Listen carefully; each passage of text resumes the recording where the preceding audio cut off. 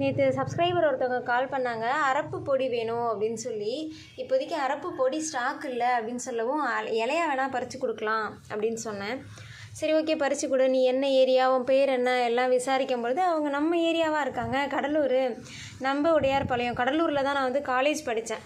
அதனால் கடலூருக்கு ஓரளவுக்கு எனக்கு ஃபெமிலியர் ஏரியா, நம்ம ஏரியாவாக போயிட்டாங்களே அப்படின்னு சொல்லவும், அவங்க உன் பேர் என்ன அப்படின்னு விசாரித்து, ஜான்சி அப்படிங்கவும், சொல்லுடா ஜான்சி, எப்படா அனுப்புகிற, டக்குன்னு அனுப்புடா, நாளைக்கு அனுப்பிடுறா, நாளை அன்னைக்கு அனுப்பிடுறா அப்படின்னு ரொம்ப உரிமையாக பேசுனாங்க. அவங்க பேசின ஸ்லாங்கே எனக்கு ரொம்ப பிடிச்சிருந்துச்சு.